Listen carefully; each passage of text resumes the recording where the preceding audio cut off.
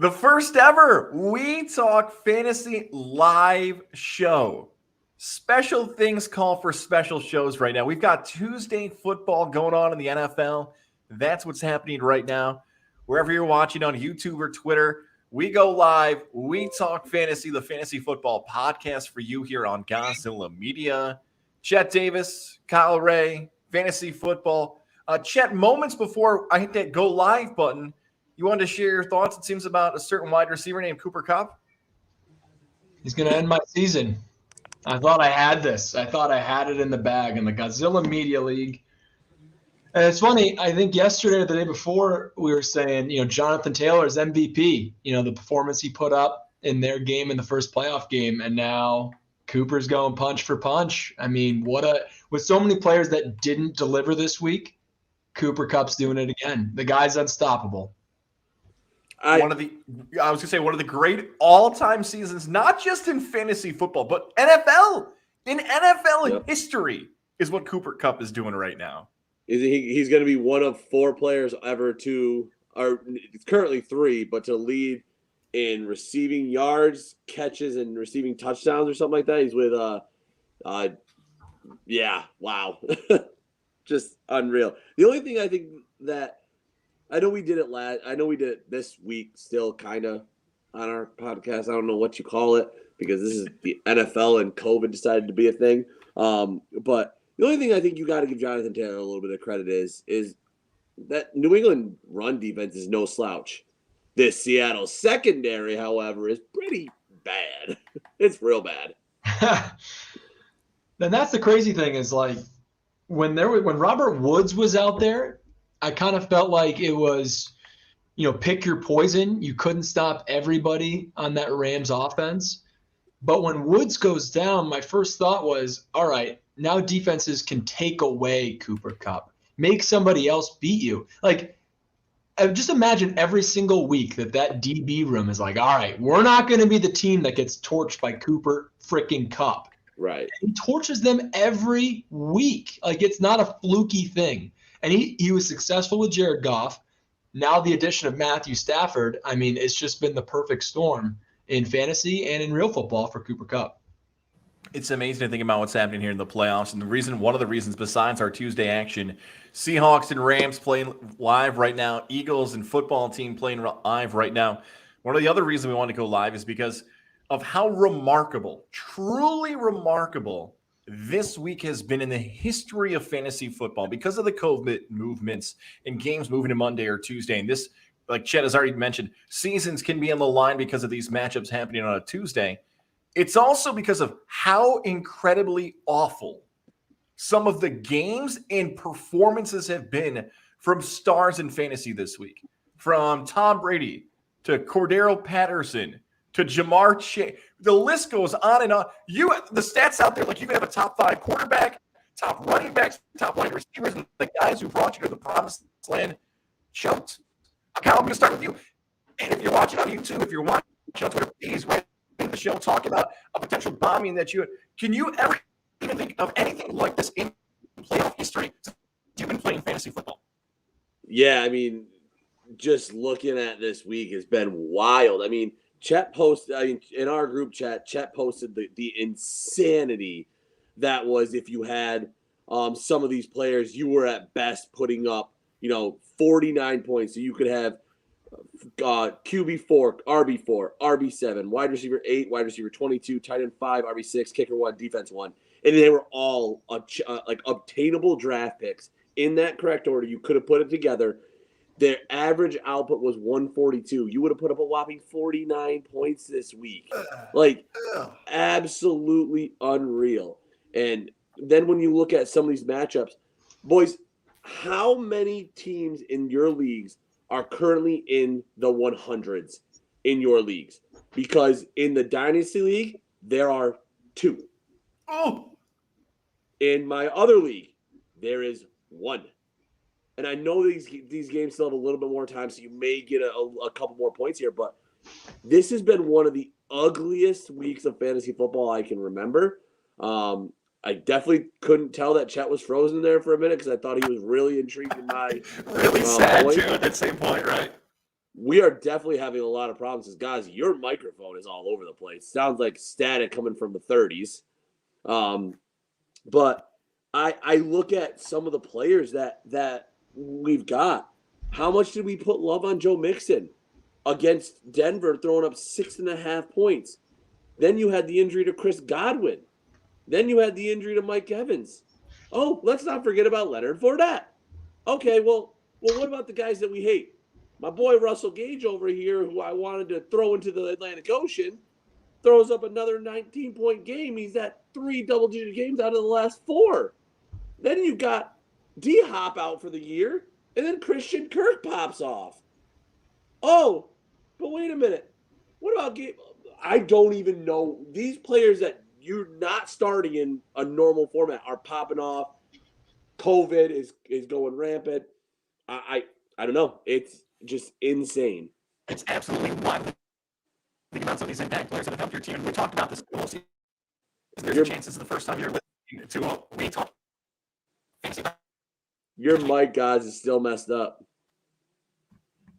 All right, we'll try that instead. There we go. Feedback. A We Talk Fantasy podcast. This will be your first time listening to one where we've told you all season, if you've got a set lineup, if you've got impact players, if you've got guys who have helped your team the entire season, roll with them. Don't mortgage your future for your season on a random guy on the waivers in week 15. But it worked. If you were one of those people that just ran for the waivers in week 15, it could potentially have put you deeper in your playoff hunt. This is truly like nothing we've ever seen. And again, if it's your first time watching here live on YouTube or Twitter, another theme of the podcast we've said is always the credit I give to the regular season champion. If you're good for 13 weeks, there are going to be some people, and Chet, this is the question I'm going to toss to you. Are there going to be some people because of COVID? Again, it's hard to predict the future here. And the horrible efforts by some of these high-ranked seeded teams in individual playoffs that are going to reevaluate playoffs and say, okay, we've got a 16 playoff or we've got an 18 playoff. Because of how bad 2021 is, maybe we should make the playoffs smaller so that never happens again where these bad teams might be advancing deeper into the playoffs than we thought. I don't know if that's going to be the case or not. And I always kind of grapple with that where it's tough when you have a small playoff. Like if you only let 4 teams in because it's a condensed regular season, like let's take the Godzilla Media League, for example, where what was there, 13 regular season weeks. If you have a bad first month, it's really hard to climb out of because even when your team might be playing well, we've all had those examples where maybe you were the 3rd highest scoring team and you happen to see the top scoring team and you get that L that you really didn't expect. And so it's really hard to get winning streaks in fantasy football because there's so much unpredictability. And so if you make a late push, whether it's a mid-season trade or a great waiver pickup, if you have a really small playoff, even a late season winning streak might not be enough. So I always like to look at it. Usually half the league, I think, is a good number. So if you have 12 teams, it's 6. 10 team, I struggle between 4 and 6 because then you do kind of run into that. This team really stunk, but maybe they're going to get lucky and kick me out of the playoffs. So I get that point. But I like the idea of keeping it enough teams where if you had a bad start, I have a chance to come back. Craziness, man. With all this Tuesday Night Football, again, wherever you're competing in your league, let us know where you stand. If you've got comments on what's going on and everything else, Eagles and football team playing right now. We've also got the Rams and Seahawks playing right now as well. Question, go ahead, Chet. Yeah. Are you guys able to watch this Rams game? I am lucky enough to have Sunday tickets, so that's how I'm watching it. So you're watching it on Sunday Ticket. Yes. So my Sunday Ticket has kept telling me error messages all night. Wait a second. Fantastic. I thought you're in the TV land over there. Some people might imagine, Chet, because you're in TV land, you've got like this huge mirage of like the red zone at CBS 6. That is not the case to Ooh, I do have red zone in there. Hold on. I don't know. Talking. It might have it on red zone. I don't even know. I think some people imagine, and by the way, if you're watching on our visual side, Chet is now walking through the CBS 6 studios looking for a television. He's about to walk on set right now. I think he's going to kick Liz Bishop I am not right walking off. on set. No, okay. I'm back in the sports office. Darn it. No, I'm gonna prop you boys up. I also look at like, especially like you were talking about guys like you could have literally pieced your lineup together if you made a playoff run with waiver ads. Cordero Patterson, you could be sitting with Donta Foreman, Russell Gage, Osborne. Osborne had a bad game, so maybe not looking at what Osborne did, but then throw in like a Christian Kirk in as wide receiver too. I mean, right there you got 80 points almost. And then we're not even counting your QB and your flex player and your tight end. Like you could have won this could have been a playoff win for so many people with waiver ads. With total garbage, by the way. And then one more update there for the Gozilla Media League for those who've been following it. It seems at this moment, depending on how the podcast wraps up, that Chet will be knocked off by the top seed. He will be the top seed getting knocked off by Dan Gadboys over at Hooters. That Bryce Zielinski from Sports with a Z and a T could knock off Matt Woods from Over the Bar. So we might have a Dan versus Bryce final for the championship from Undisputed Belts. That is still to be determined for the night. Before we continue on the podcast, I want to make sure we give love to our sponsors that make this thing possible. Let's give some love to Mohawk Honda. If you missed our show yesterday live from Mohawk Honda, give it a listen on Levac and Goz and Gozilla Media. Mohawk Honda, the 12 days of giving going on right now. If you want to nominate your favorite charity, Mohawk Honda might be donating to them this holiday season. Head over to their Facebook page and nominate your favorite charity in your Facebook page right there. Drop a comment. Head over to Mohawk Honda's. Share your charity during this holiday season, 12 days of giving. Your charity could give a little shout out. Shout out to everybody over there from Lindsay Harrington who saved the day. Again, the title of the episode is called Catwoman Saves the Show. You'll find out exactly what she did to make sure we got on the air yesterday. From John and Service to Greg Johnson, Kirk Austin, everybody, man, MJ to Cam McKenna, so many people we get to work with. Mohawk Honda. Head over there this holiday season, Glenville, New York, where they always go out of their way to please you. Dan, by the way, just wrote into the show. He said, guys, do not add any more pressure. So, Chet, there you go with that, man. All right, so here's another theory on these playoff things.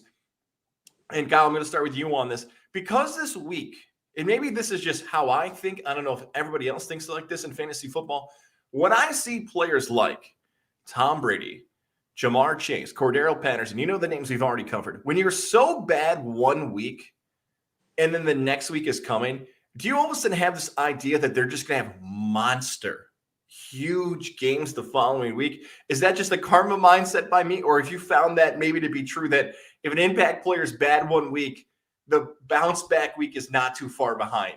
I find it more on the lines of like the top 5 in the position. So I feel like if you looked at, trying to think of like a player that, hold on, let me just go through some of these lineups. Like a CeeDee Lamb who had a very pedestrian game against a bad Giants team. The Cowboys were expected to roll the Giants, but they won 21-6, and it was a game pretty much it was a good game the whole way. I could see CeeDee coming out and popping off, but then you look at I think Jamar Chase is another good example that, hey, we lost because we didn't feed him the ball. Like, we got to figure out a way to get him the ball.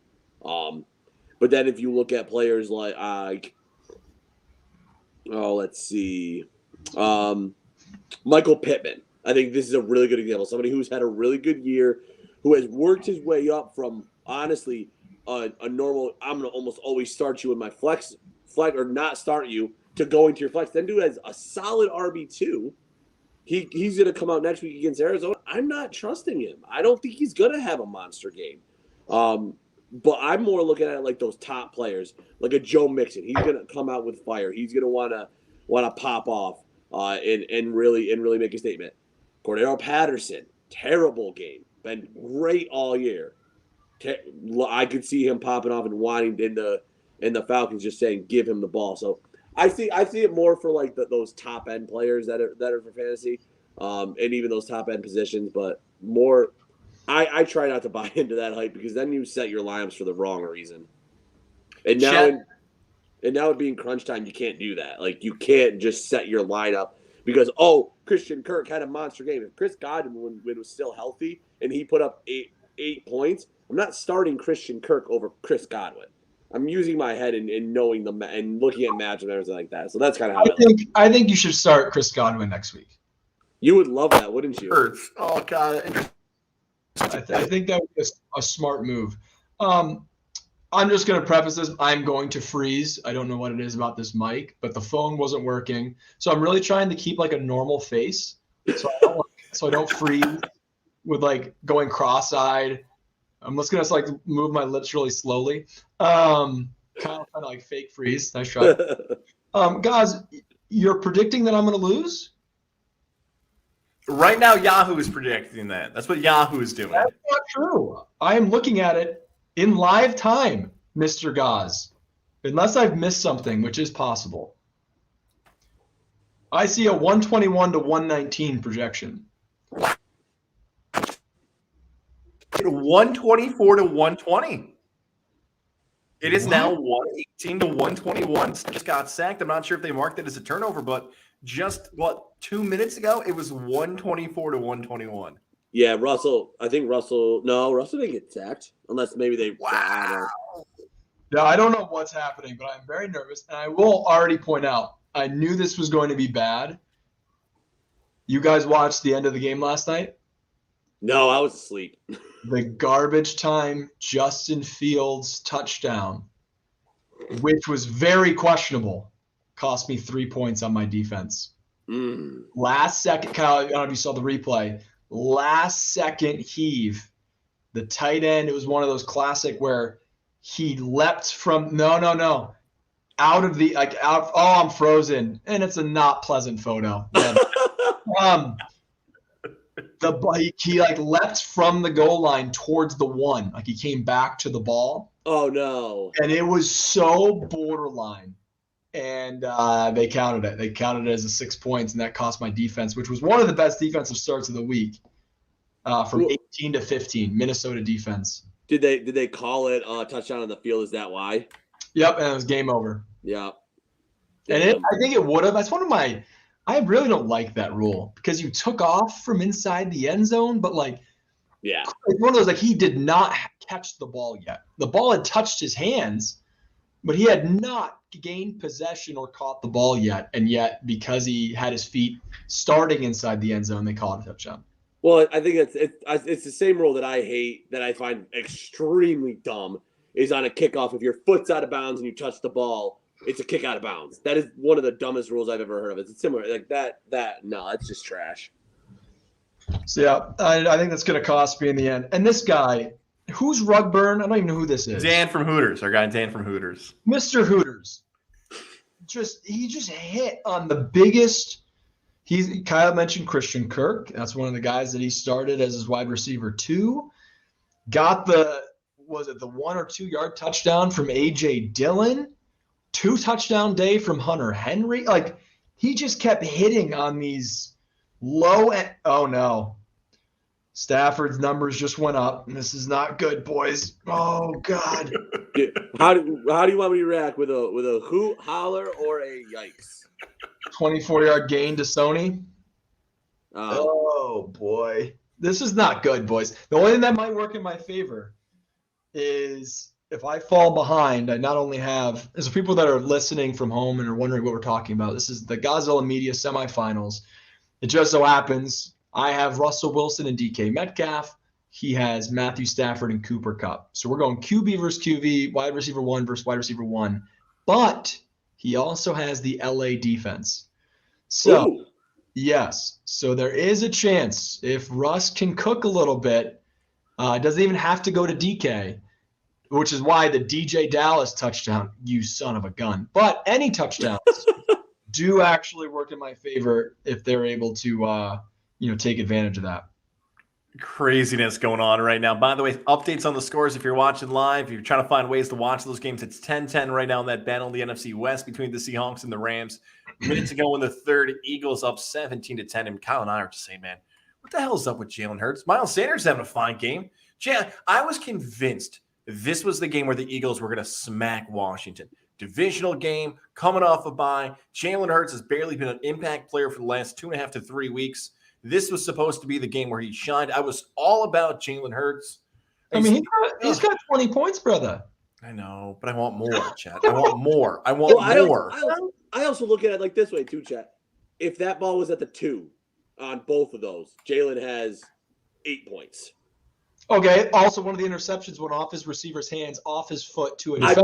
I'm not going to argue that point, but when you look at everything else Jalen Hurts done, he's been ass this game. He's been bad. It's nice that it's not been bad. What that opening drive could have been a 20 to 30-yard gain and then turns into a turnover. Like, this happens. This is why the Jalen narrative pisses me off, is because his wide receivers or tight ends don't help him. He has more drops than any other quarterback I've watched this season on great passes that kill their drives. And so, yeah, that turnover is a brutal way to start the game. He's known for using his legs. That's why he is one of the most productive fantasy football players this season, is because he is utilized similar to like a Cam Newton in the red zone, where that's a part of his game. It's not fluky. He has how many multiple rushing or just even single rushing touchdown games this year? Easily 6+. Here's the problem with Jalen Hurts. You're totally right. Like, the numbers are rushing touchdowns. He's got 2, which is also very nice when you get the 6 points up there. I guess as a Jalen Hurts fantasy football manager, what scares me is the ultimate word in fantasy is consistency. Like, tonight is not a game. And look, if you got him, you're in the playoffs like me. Like, you're either in the quarters or the semis at this point. I just don't know as if Jalen Hurts next week is going to drop a goose egg and take it. Cam Newton's the greatest example you just said there, Chen. There are games where Cam Newton is going to look terrible. But if he gets in 2 rushing touchdowns and he gets you a 15 to a 20-point effort in a late December game, you're like, good enough. Good enough. I just don't want my quarterback in fantasy to rely on rushing touchdowns. I would like a 250-yard, 2-touchdown game, and then maybe 60 yards rushing. If I get the extra touchdown, great. I just get nervous. Oh, my God. No, I'm not watching, but I just saw the update. It's over. I'm out. I'm out of the Gozilla League. Cooper Kupp just scored another touchdown. No way. Yep. What? It's over. It is over. How far was it, Kyle? It looks like it's about to be a 29-yarder.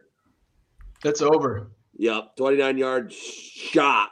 And they had a chance for the tackle, and a linebacker was on him. Oh my God, Seattle. That's why. That is why Seattle. Oh my gosh. 9 catches, 136 yards, and 2 touchdowns. We led the podcast talking about MVP. There you go. You know what, Chad? I think we have to reset this conversation. If you missed last week's episode, go back where we did our end of the season awards. Our end of the season awards by 1 point. Jonathan Taylor beat out Cooper Kupp for the fantasy MVP. Now sitting here, by the way, only one of us 3 voted for Cooper Kupp for the MVP. That person was Kyle Ray in your top right corner of your screen. Kyle feels far more confident about his pick now. I would like to change my pick. I would like to say it's Cooper Kupp. I would like to say it's Cooper Kupp. Kyle, you were spot on. For those who missed it last week, kind of refresh people why you thought Cooper Kupp. It's a little easier to say it now than last week, but go ahead. It's definitely easy, but I also don't want to discredit what Jay Taylor did. I think this may be one of the tightest fantasy MVP races you could ever look at, ever. And what both of them have done has been ridiculous. Kupp week after week beating projections, continuing to see his projection rise. Taylor, same thing. But I mean, when you look at where Kupp was drafted, I think that provides a big factor. I can't remember what it was because it's on my computer upstairs, but I think he only missed his projection 3 times, and Kupp was 3 times as well. Or something like Kupp and Taylor were hand in hand. But when you're a wide receiver, there are 3 other. Oh, look at that, Cooper Kupp! Welcome to the show. How does it feel to catch your second touchdown? I don't want to talk about it. No, I mean you got to give credit a lot to what Cooper does, but I still don't think you guys are wrong for voting Jonathan Taylor. I don't think there's a wrong answer between Cooper Kupp and Jonathan Taylor. They are the fantasy football MVPs, and there's no other debate outside of those 2. Man, I can't believe it's over. So for everybody just listening, Chet currently has a picture of Cooper Kupp up because I'm guessing he had to use his tie to wipe away some tears. Yeah. Oh man. I know the wound is. Yeah. It's just it even hurts a little bit more that the other semifinals, which I have not checked on in a while, but yesterday it looked like they were both underperforming. The other semifinal matchup was pretty low scoring, and then of course I just run into a guy who I'm pretty sure hasn't set a lineup maybe all season. I don't know, Mr. Don't do that, Dan. How could you, Dan? Did you hear this nonsense? Dan is Yeah, gonna- I mean, he started David Johnson, who I think was on COVID last week, in a playoff matchup and won. That's right. And this goes back to the Sony Michel trade earlier this season. Dan has embraced his heel role this season of the Gozilla Media League, and it may take him to the finals against likely Bryce. Your mic's gone again, guys. Mike, Microphone. we can't hear you guys. We can't hear you. Microphone. Nope. No. Still nothing. I got your back, Dan. Oh, he's back. I gotcha. Oh, I can't believe that happened, Kyle. Yeah. So Chad, the only other thing that I would say to your Jalen Hurts argument, I agree in a lot of the games that we watch. Like you look at the wide receivers, like what are they doing in a lot of the situations? But I guess being a Bills fan and living, I feel like this exact quarterback 3 years ago. What's the difference between him and Josh Allen of his second year? You know what I'm saying? Like running for the touchdowns, missing passes, receivers dropping balls. That's the only like challenge I look at is like we said Josh Allen looked terrible. And it feels like the exact same. The only thing I would say to your point is Josh Allen wasn't projected to be the runner. He was more just it evolved. Yeah. I mean, the guy started the season with 7 consecutive 20-plus point fantasy outputs. I don't know. I feel like people hate on Jalen Hurts and they don't watch. Because the other thing that happens is and I can't pinpoint a specific games, but there are a lot of games where he would do something great, a 50-yard touchdown, and then there's a flag. There's a legal shift, Sure, the legal formation, and that's a rookie head coach who I think a lot of people scratched their head when Sirianni got hired. And so it's just like this guy's in a situation where it's hard to have sustained success. They don't have a great rushing attack. They hadn't had a great rushing attack all season. I don't know. I think Jalen Hurts is doing the best he can with a subpar receiving core, even though I really like Devontae Smith. I just think Jalen Reagor's trash. By the way, what has Devontae Smith been in that arm brace the entire year? Recently, yeah, for the last couple months. Oh boy! You slow mother, bad word. By the way, I was going to add one other thing. Dan is defending himself now. He has joined the chat. Come on, guys. How could you do this to me? The heel of the Gozilla Media League. Dan is going to the finals now. The wounds are still fresh for Chet. No, I'm not saying this week, Dan. Last week you started him in a playoff matchup, and it didn't hurt you. But that's right. One other thing, I didn't add this about Cooper Kupp. When do we do the MVP, the NFL talk for him? Like, what else does this guy actually have to do? Like, it's a wide open race. Tom Brady just lost his start. If someone said tomorrow Cooper Kupp's the MVP of the NFL, I would not put up a single argument against that, by the way. He might statistically be having the greatest receiver season in the history of the NFL. And if the Rams are fighting for a playoff berth, there has been nobody more valuable on that team than Cooper Kupp. Oh my God, that penalty call. I despise the NFL. No, I don't think a quarterback should win the MVP this year. I think it's Jonathan Taylor or Cooper Kupp. Like I truly think Jonathan Taylor is the NFL MVP this year. I mean, the dude's been flat out amazing, literally willing his team to a possible playoff run. Without Jonathan Taylor, do the Colts win a game? Especially early with the Nyheim Hines injury. I know he's back, but do the Colts win a football game if Jonathan Taylor is not carrying the load? They're bad. They're really, really bad. Like they show, and I know we've brought this up on the podcast. And Frank Wright, former Bill guy, Kyle, awesome coach, man. Every single year, that guy does it with probably less players than people can imagine. I do want to get something. I know some people are watching this, just like Chet, just like Kyle, just like me, watching how the games are going. The points are bouncing around. Any play here deep in the fourth could decide your fantasy matchup. I do want to get back to that, but I do want to look ahead for some people looking ahead to week 16 already. Before we talk about how COVID is playing an impact and how to handle your waivers and what to do, we got to give love to our guys over at Northeastern Insurance, and in particular, our friend Jared Lozier. This holiday season, if you're prepping for 2022, just like some fantasy managers already are, you got to make sure you've got it ready to go. We're talking about the things that are most important to you, your home, your business, whatever you want to insure. Jared, 518-956-3753, 518-956-3753. Call him today to talk about your plans for 2022 or email him, jaredl@nemail.com. He's a Colts fan. That's why Kyle reminded me, jaredl@nemail.com. More information, check it out on our episode information on Apple, Spotify, and more. Oh, and one other thing. If you do listen on Spotify, the 5-star rating is appreciated. Spotify today launched their rating system. Please, if you love We Talk Fantasy, our holiday ask for you, besides shopping at the Gozilla Media gift store, which is also available. Free shipping. Gozilla ship free. Leave us a 5-star rating on Spotify. Kyle, for those on the visual side, your reaction to what play just happened right there? Nice play by Washington, 3rd and 1. Essentially, I don't want to call it the game, but beautiful play fake. Took the tight end, fake block, ended up shedding outfield, and good 40-yard pickup, and now Patterson just ran it in for a touchdown. We got a ball game in Philly. Look at this. We got some action going on. All right, Chet or Kyle, whoever wants this first one.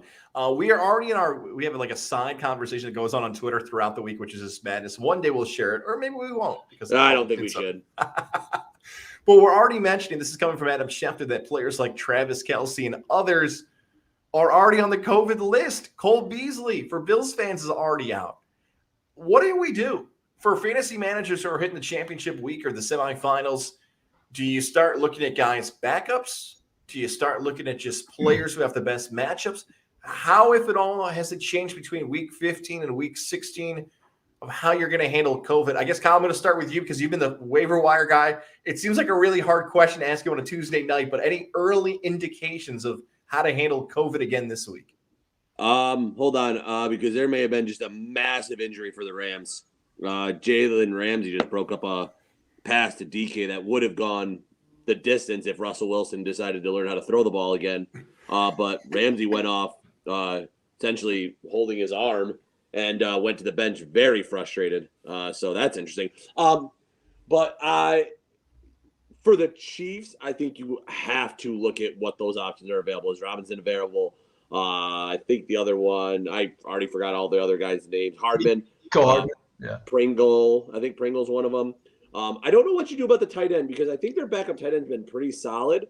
But I think he's more of the run blocker kind of tight end, so I don't really know too much. But the other thing that you're hoping to hear is that reports come out that Travis Kelce and Tyreek Hill are vaccinated just because of all of the enhanced rules that the NFL has. So I don't think there's any need to panic. The only thing that's concerning is I don't think they've released that they are vaccinated. So you're kind of in that boat where this was 2 days ago where they tested positive and you're like, I haven't heard anything. What do I do? But yeah, I think you need to look at, I don't think you go deep though. I think McCall Hardman would probably be your option. And then I don't think you would want to go with the Kansas City tight end. I think I'd rather roll the dice somewhere else. But I think Williams is going to play a big factor this week if both of those guys are out. Could you put him in the slot a little bit? He looked a decent pass catcher when he was subbing in for CEH. Yeah, big name guys on the COVID list is going to be painful again this week. And me going against Chet, and those are two guys that I have on my team. Then there's the Eckler injury and the potential that he had COVID. I mean, my team might be in shambles this week. Wait a second. For those who don't know that perspective, Are we seeing a possible semifinal matchup in the Stadium League of you versus Chet for a spot in the championship? Is that what I just heard? Oh, and in the Dynasty League, it's set. Me versus Chet. I dropped a 150 burger, and Chet had to buy, and Chet was like, "This is why I needed to buy." Well, Chet, I guess, Chet, I'm going to ask that same question of how would you handle the waiver wire, but maybe you're going to keep your answers close to your vest because your soon-to-be opponent is going to hear how your strategy is. So vaguely answer that however you want, kind of like Kyle just did. I think Kyle did a good job of, you don't panic at this point. It's so early in the week where, it's obviously not the best news that those guys are going on COVID, but it comes at the perfect time where the NFL has changed these rules for vaccinated players. So if Kelsey and Hill are vaccinated and asymptomatic and they could test out of it much quicker than it was before, then I think they're going to be fine. It is going to be an interesting ripple effect for people that have Patrick Mahomes. Yep. If both those guys go out, do you look at streaming at quarterback? I mean, look what what Huntley did for the Baltimore Ravens. I mean, there's some guys out there that can put up some big numbers, and especially with how inconsistent Mahomes. He's been good as of late, but there was a stretch there where you couldn't even count on Mahomes being Mahomes with his full quartet of guys. So that's where you have to kind of monitor, take advantage of your IR spots where, even if Kelsey plays, you can still put him on out until he gets off that reserve list. So take advantage of that, pick up guys. Start planning ahead in that sense where it's like, you know what, I'm going to approach the waiver wire thinking that I'm not going to have Travis Kelce or I'm not going to have Tyreek Hill. Have your backup plans ready. And when those guys hopefully get off the reserve list, you take them off your IR spot and get rid of the guys you don't need. Yeah, and I think this past week was a really good opportunity to pick up some guys on the waiver wire. I mean, as soon as the D-Hop injury hit, I went and grabbed Christian Kirk. I ended up grabbing Gabe Davis, but that was more because I was reading about what Buffalo was seeing in him, and I was like, I need another keeper. And I was like, oh, Gabe Davis might be a potential keeper. And obviously, if Manny Sanders keeps out, that's going to be even better for Gabe Davis and his value. So hopefully you have somewhat of a receiver or something like that if you ran into that. But again, you're going to have to be real strategic on the wire. Yeah, two players in particular for me, for the Buccaneers, who we mentioned earlier. I have Chris Godwin and Leonard Fournette. But like a player like Jalen Waddle, who I feel like I've mentioned for the past month, is out for COVID, but could be back in the lineup this week. A player like a Melvin Gordon, who has been inconsistent. Sometimes he's been a really good running back. Other times he doesn't get carries. You wonder if he can fit back in. That's the other weird part about this. I think both of you did a great job of how to lay up your lineup for Week 16. But there are going to be potentially some guys who are on your lineup who didn't play the previous week because of COVID that you now have to monitor to see whether or not the NFL is going to let them back and whether or not they've been vaccinated will be easily answered by how many days they've had to quarantine. So those are all storylines as well to follow into the semifinals in championship week in fantasy. Both games have now gone to the fourth quarter. We've only got a few more minutes left, maybe a little bit more talk of this podcast. But before we get out of here, we want to tell you about our friends over at Johnstone Supply in Troy. How about the things that are happening in your home? Are the relatives slowly coming over? The in-laws starting to move in a little bit? Friends and family and more? It's not too late to make sure your home is as safe as possible. It can be this holiday season, whether it's Christmas Day, Christmas Eve, New Year's Eve. Just stop over to Johnstone Supply in Troy and ask the questions you want to have answered. Is your furnace up to date? Air pure in your home, making sure your nests are updated and all the things that are so important. 518-272-5922. 518-272-5922. Just call them today and be like, We Talk Fantasy was talking about you guys. I just want to make sure this is my info. It's going well. Maybe you've got a leak in your basement and you're concerned and you need to call somebody. 518-272-5922. I may have done that today. Shout out to my guy Tom over at Johnstone Supply in Troy. 6th Avenue, stop over if you've got some time off of work this holiday week to find out about all the great things they can offer you. And if you're asking for the Goodman furnaces, like Levac likes to say, if you want a sticker of John Goodman right on your furnace, they might even do that for you. Johnstone Supply in Troy, your spot this holiday season. All right, boys. Go ahead. One thing, too, that I'm interested to see, kind of hear your guys' opinion on. So as soon as I saw my matchup starting to get a runaway here, I actually bumped my week forward and to see what my lineups were and to prepare a little bit. And there was Chet's lineup. A little bit of dismay. He's got a lot of people on the bench. He's got a position or two missing. What is chat? I know you may not deliver the strategy. No offense, but like, what are your thoughts on that? What does that mean? Are you trying to get in people's head? Are you trying to be like, oh, who's going to start? How do I play Incognito Smash? mode. What do you mean my lineup's in dismay? When I looked earlier, I think you had a wide receiver on the bench. Your defense for next week was gone. Just my defense. That's it. Was that all it was? So I had a defense for this week in case I didn't earn the first round bye. He has 3 of them. Yeah.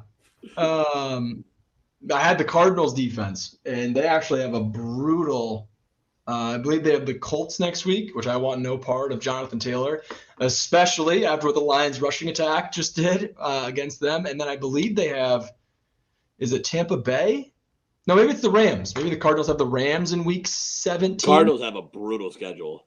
And so, and even though I think that's a good defense, after I got that first round bye, there was no point in having them. And they weren't even a good defense this week against the Detroit Lions somehow. Oh, sorry, they have the Cowboys. So they have Colts and Cowboys, and that's in our playoff stretch. And so I got rid of them. And there was no point in putting a defense that, I'm saving for next week or the week after. And, a little game. I must have misread it because I definitely thought you had multiple players, like, out. I wonder if I was looking in the other league, I just confused it. But, like, do you guys think that, like, confuses anybody or, like, try to play some mind games? I think we had this talk before, but. I think he loves it. Oh, I'll tell you about. Shout out to my guy at Mr. Bearcat12 on Twitter. I believe is his handle still. Jack Morgan. This is what his alias is on social media. So I played him. I made the playoffs in 3 of my 4 leagues this year. I played him in the first round of one of the leagues this past week. I beat him, and then I get him in the semifinals of another league this week. And he is the king of the incognito mode.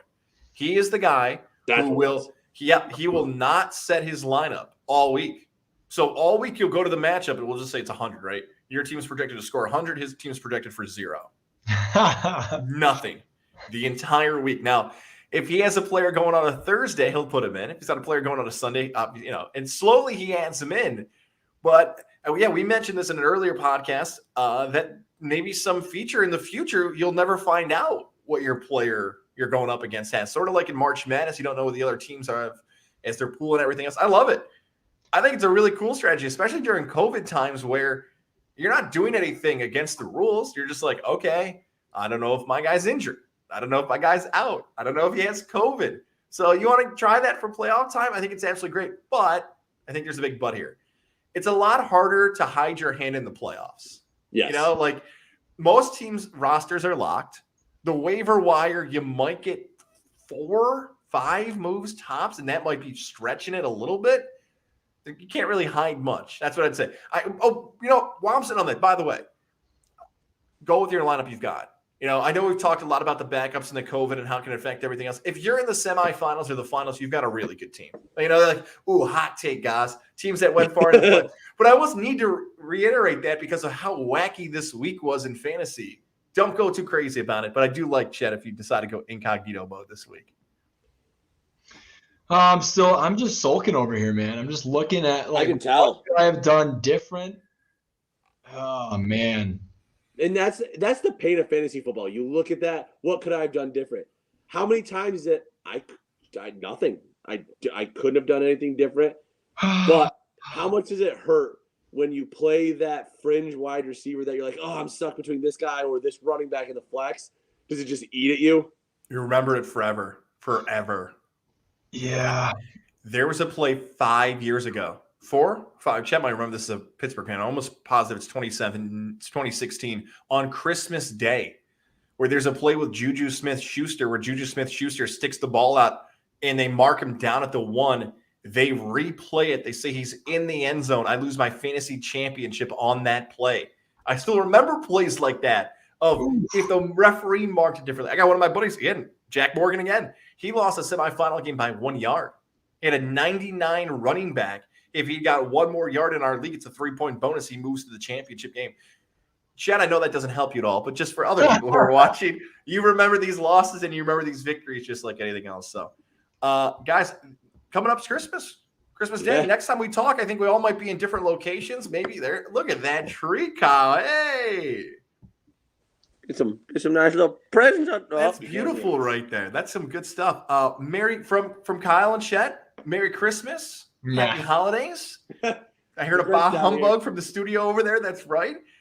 Anything else you guys want to say before we sign up for the holiday season and we get ready for semifinal and final action in the fantasy football world?